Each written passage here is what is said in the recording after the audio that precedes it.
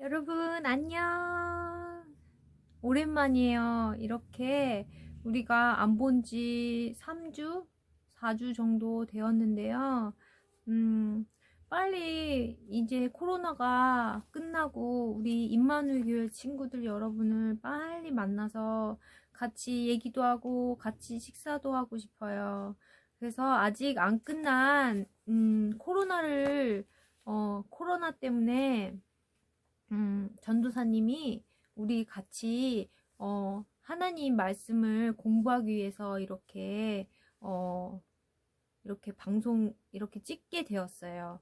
오늘은 향유로 예수님의 장례를 준비한 마리아에 대해서 공부할 건데요. 성경 말씀은 마태복음 26장 13절 말씀 우리가 공부할 거예요. 자, 이제 우리가 항상 하던 그 방송으로 공부할 거니까 여러분 생소하지 않고 옆에 친구들이 있는 것처럼 우리 항상 준비 자세로 핸드폰 보지 말고 딴 일 하지 말고 오직 예배만 거룩하게 지킬 수 있도록 아무도 안 볼 것 같지만 하늘에서 하나님이 다 보고 계시죠?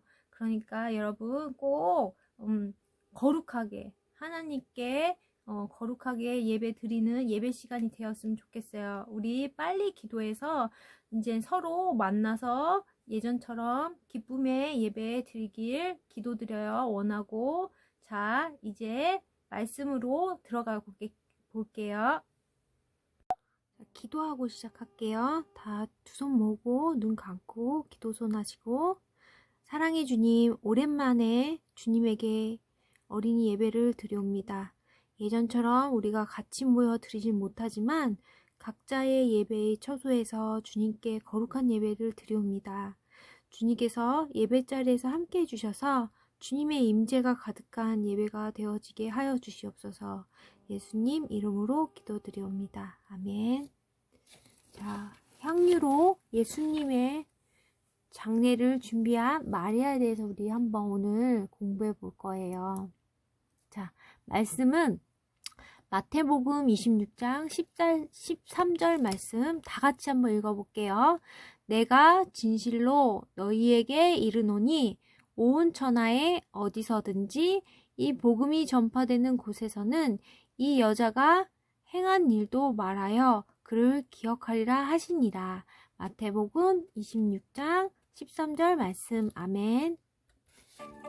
자, 우리를 구원하시기 위해 이 땅에 오신 예수님은 자신이 장차 일어날 일에 대해서 다 아셨죠. 십자가에서 죽임을 당하시고 부활하시고 하늘나라로 떠나시게 될 것을 다 아셨어요. 그리고 장차 심판주로 다시 오실 거라는 것도 예수님께서는 다 아셨어요. 오늘 말씀은 제자들에게 예수님의 죽음에 관해서 말씀하셨던 것에 대하여 함께 배워볼 거예요. 자, 그래서 이 땅에 계실 때 여러 가지 이야기로 예수님을 기다려야 하는지를 말씀해 주셨어요. 우리 열처녀 비유를 들려주셨고 또한 달란트 비유도 들려주셨죠. 그리고 마지막 날 예수님께서 다시 오실 때 어떤 사람이 천국에 가는지도 우리에게 말씀해 주셨어요. 자, 이 이야기를 다 하신 후에 자신의 죽음에 대해서 직접 말씀하셨죠. 너희도 알다시피 이틀 뒤가 유월절이다. 그때 인자가 넘어져서 십자가에서 죽을 것이다. 하지만 제자들은 예수님의 말씀을 듣고도 어떤 의미인지 잘 알지 못했어요. 그 후 예수님께서 베다니에 시몬이라는 사람의 집에 계셨을 때 한 사건이 일어났어요. 자, 예수님께서는 그곳에서 식사를 하고 계시는데 그때 한 여인이 손에 향유, 지금으로 얘기하면 향수죠. 향유를 들고 예수님께 찾아왔어요. 자, 이 여인은 예수님의 친구인 나사로의 여동생 마리아였어요. 마리아는 향유 한 옥합병을 들고 있었어요. 왜 이 향유를 들고 있었는지 친구들 되게 궁금하지 않나요? 그쵸? 자, 이 마리아가 들고 있는 향유는 엄청난 가치를 가진 것이었어요. 대략 300데나리온. 이 한 데나리온이 한 노동자의 하루 품삯이었대요. 하루 일한 그런 값어치였대요. 근데 이 1년 동안 꼬박 일해서 버는 돈으로 다 모은 그 가격에 이 향수병이 같은 가격이에요. 그러면 어마어마하게 비싼 가격이겠죠. 자, 마리아는 그 비싼 향유병을 예수님의 머리에서부터 붓기 시작했어요. 향유는 예수님의 온몸을 적시면서 흘려 내려갔어요.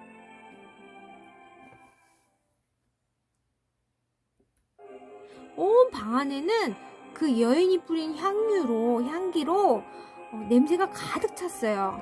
제자들은 이 광경을 보고 깜짝 놀랐어요. 그들은 너무나 비싼 향유를 허비한다고 그런 생각을 했던 것이었어요.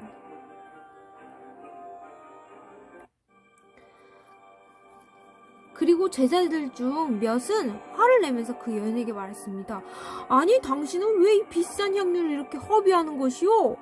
이것을 팔아서 가난한 사람에게 나누어 줄 수도 있는데 이렇게 허비해버린단 말이오? 그들은 마리아가 한 일을 단지 돈으로만 계산했던 것이에요. 그래서 화가 머리끝까지 나버렸어요.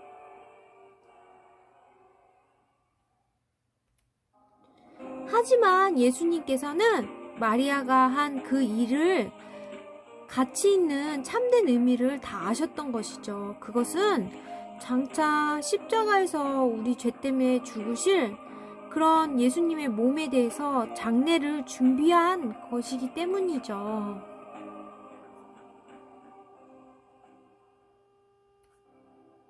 유대의 장례 관습 중에는 죽은 사람에게 향유를 붓는 의식이 있었어요. 하지만 제자들은 그 의미를 전혀 깨닫지 못하는 무지함을 보였어요. 그냥 그 비싼 향유가 너무 아깝다는 생각뿐이었어요. 하지만 마리아가 예수님의 장례를 위해 제일 귀중하고 소중하고 값어치 있는 향유를 부을 때는 그들은 그 의미를 깨닫지 못하고 그냥 아까워만 했던 것이었죠. 예수님께서는 제자들에게 말씀하셨어요. 왜 이 여자를 괴롭히느냐? 이 여자는 나를 위하여 참 좋은 일을 하였다. 가난한 사람들은 앞으로도 계속해서 너희들과 함께 있을 것이다. 하지만 나는 너희들과 그렇게 오래 지내지 못할 것이다. 이 여자가 내게 이렇게 향유를 부은 것은 나의 장례식을 위해서 행한 것이다. 라고 예수님께서 이렇게 설명해 주셨어요. 무지한 제자들을 위해서. 마리아는 예수님을 통해서 많은 은혜를 너무 받아서 감사해서 자신이 가진 것 가운데서 가장 귀한 것을 예수님께 주저하지 않고 드렸어요. 그런데 하나님께서는 마리아의 그 마음을 더욱더 의미 있게 해주셨어요. 하나님이신 예수님의 장례식을 준비하는 일이 되었으니 얼마나 큰 영광이 되었는지 모릅니다. 자, 예수님께서는 계속해서 말씀하셨어요. 앞으로 이 세상 어느 곳이나 복음이 전해지는 곳에서는 이 여인이 오늘 나에게 한 이 일을 말하게 될 것이며 이 여자를 기억하게 될 것이다 라고 하셨어요. 마리아는 복음이 전해지는 곳 모든 땅에서 그 이름이 기억되어지는 복까지 받게 된 것이었어요. 오늘 우리가 이 여자에 대하여 하나님의 말씀을 듣는 것도 바로 이 예수님의 예언이 이루어졌음을 증명하는 것이에요. 우리는 예수님께서 십자가에 죽어주심으로 인하여 구원의 은혜를 받았어요. 그 은혜에 감사한 마음으로 마리아처럼 주님을 위해 내가 가진 가장 귀한 것을 드릴 수 있는 믿음의 친구들이 되어야겠죠? 마리아처럼 내가 가진 귀한 것을 하나님께 드리기 위해 드릴 때 하나님께서 우리가 생각할 수도 없는 마리아에게 주신 그런 큰 놀랍고 하나님의 귀중한 복을 내려주신다고 그렇게 약속하셨어요.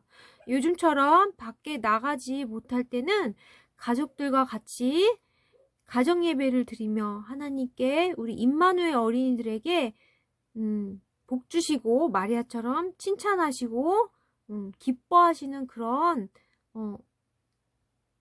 일들을 하는 귀한 어린이가 되었으면 해요. 자, 기도드릴게요.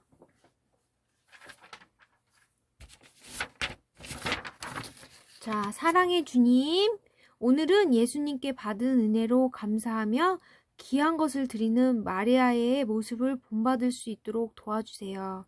지금처럼 아무것도 못하는 상황에 저희도 주님이 기뻐하시는 예배로, 기도로, 찬양으로, 말씀 묵상으로 주님께서 기뻐 받으실 제일 귀한 것으로 보답해드려서 한 주 하나님이 주시는 지혜를 본받아 감사가 넘치는 한 주, 승리하는 한 주 되길 소망하고 바라고 기도드립니다.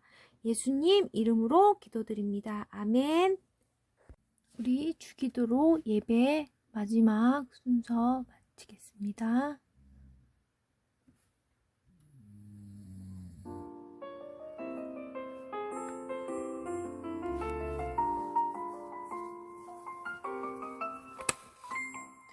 하늘에 계신 우리 아버지여, 이름이 거룩히 여김을 받으시오며 나라가 임하옵시며 뜻이 하늘에서 이룬 것 같이 땅에서도 이루어지리이다.